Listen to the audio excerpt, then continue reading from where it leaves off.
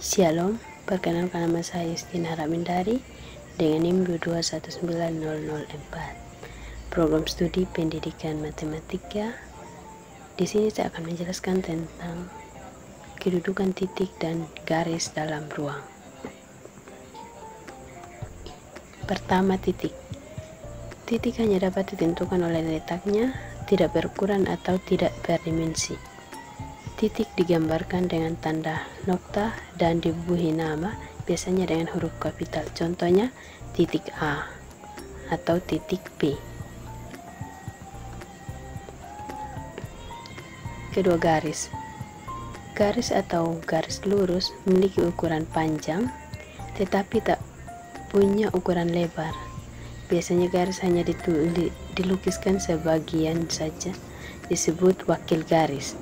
Nah, nama wakil garis dilambangkan dengan huruf kecil g, h, k, atau menyebutkan nama segmen garis dari titik pangkal ke titik ujung.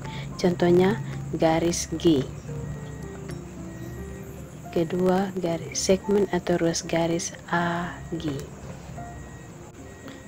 Sekarang masuk dalam kedudukan titik terhadap garis. Nah, yang pertama, titik terletak pada garis. Nah, sebuah titik dikatakan terletak pada garis jika titik itu dilalui garis tersebut. Nah, kita bisa lihat pada gambar yang melalui garis A sampai G. Yang kedua, titik di luar garis. Sebuah titik berada di luar garis jika tidak dilalui garis. Nah, kita lihat pada gambar, titik A-nya tidak dilalui dengan garis, tapi dia berada di luar garis.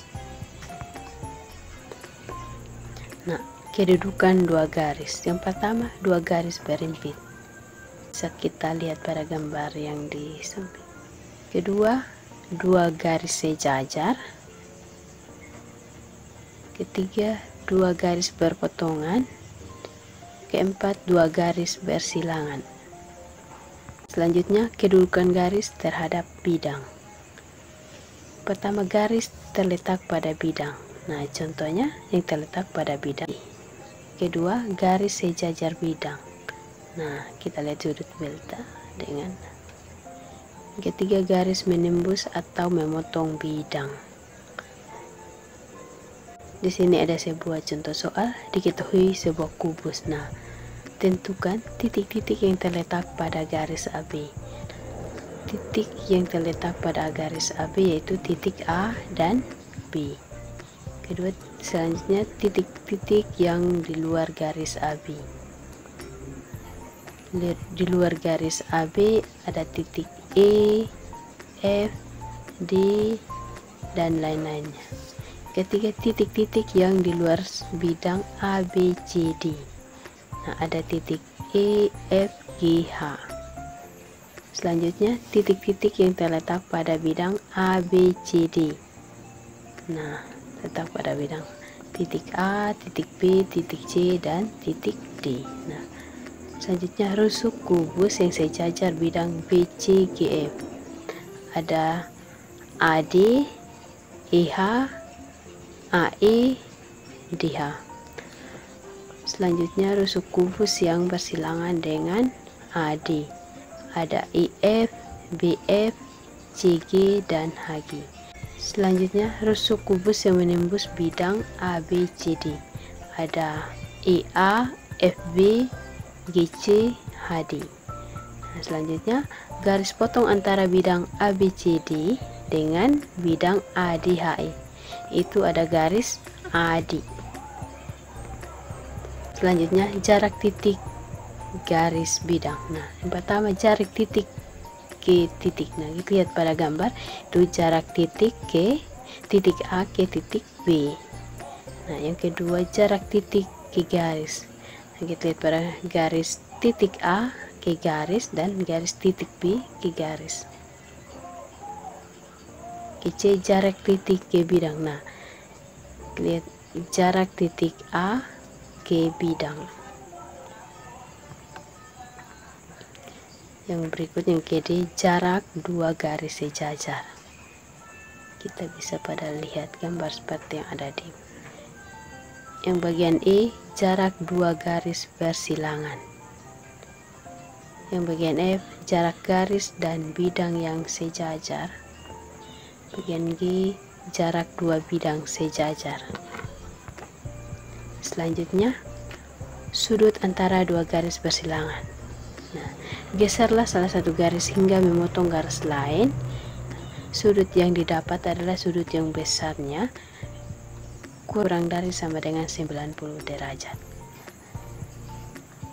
Bagian I, sudut antara garis dan bidang.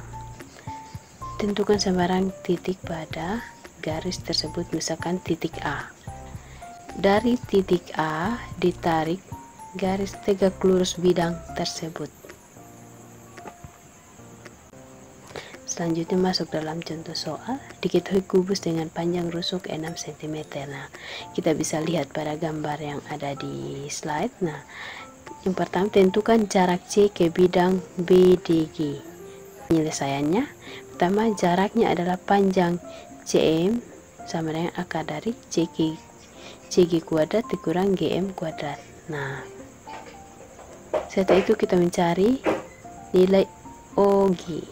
Nah, untuk mencari nilai OG sama dengan akar dari OC kuadrat ditambah CG kuadrat sama dengan nilai dari OC sama 3 akar 2 dikuadratkan ditambah nilai dari CG 6.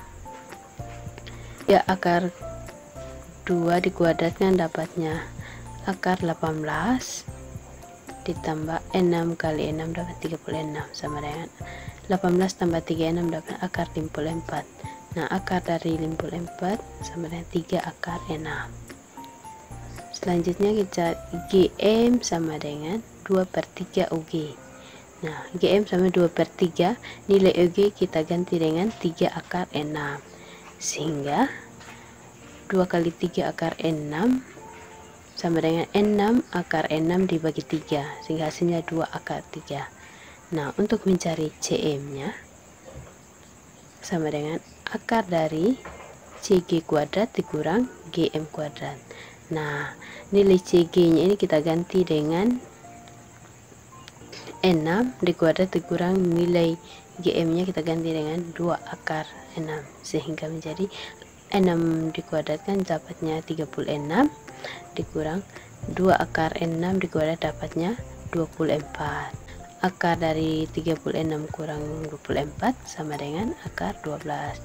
Hasil dari akar 12 yaitu 2 akar 3. Nah, ternyata panjang CM sama dengan 1/3 nya panjang CE atau diagonal ruang kubus. Demikian presentasi saya. Semoga materi yang saya sampaikan bisa bermanfaat bagi kita semua. Terima kasih.